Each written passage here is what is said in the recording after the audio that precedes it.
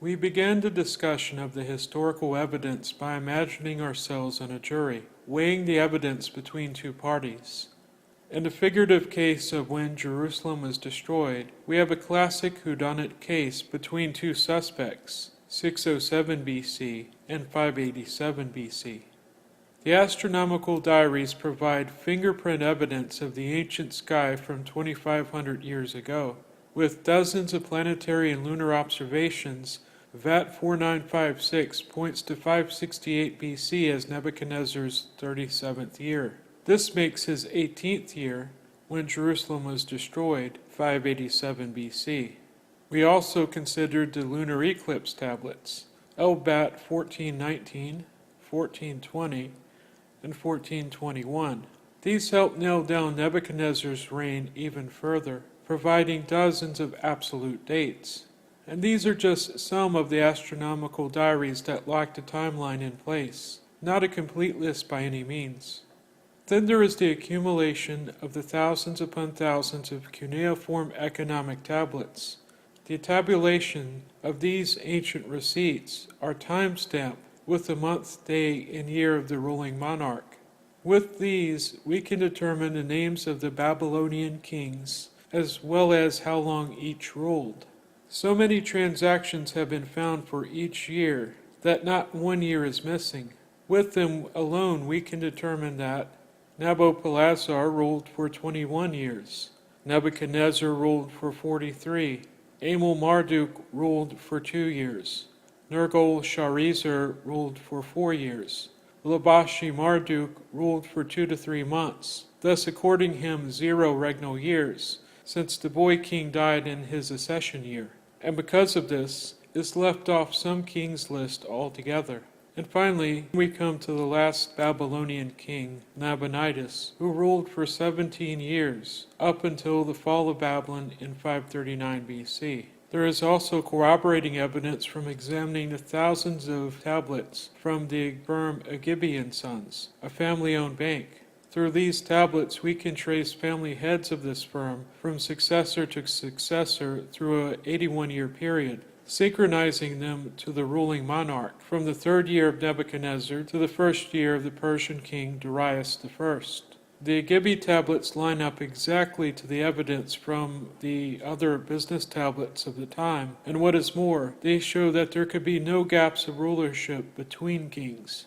This is further corroborated by the Atagapi stele, an inscription from Babylonian times that is essentially an obituary of the mother of Nabonidus, who died in his 9th year, that details a 95-year period from her birth to the accession of Nabonidus. This lists each of the Neo-Babylonian kings and how long they reigned, lining up with the established chronology and allowing for no gaps.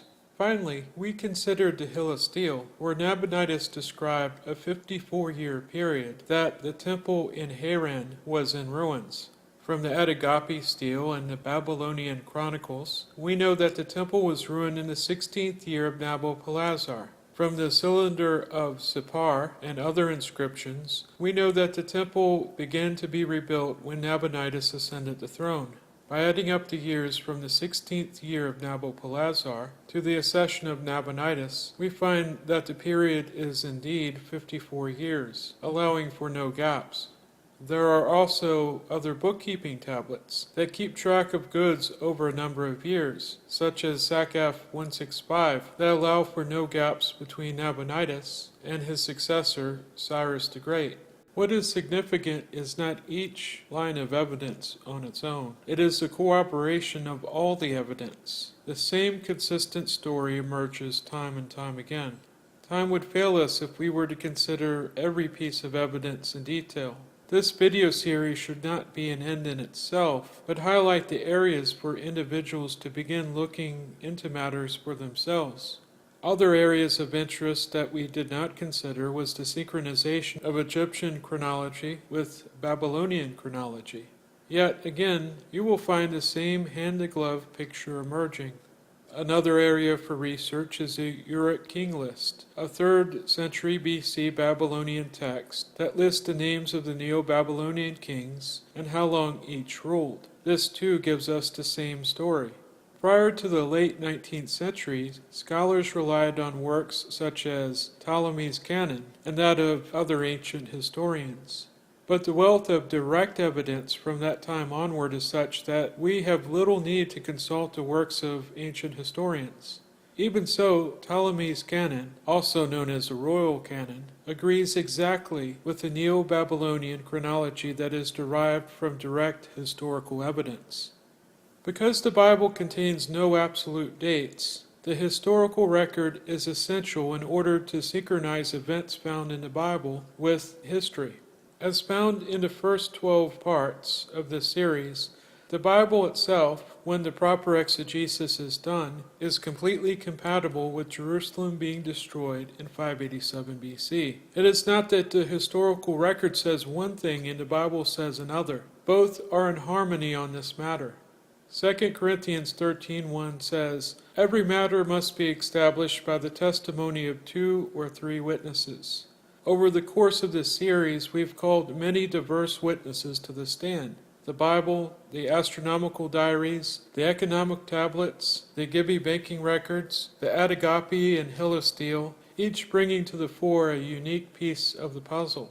And when we put all these pieces together, they fit together perfectly.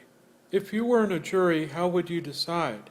The truth is, the real jury, the professional historians, astronomers, archaeologists, and theologians, decided quite some time ago.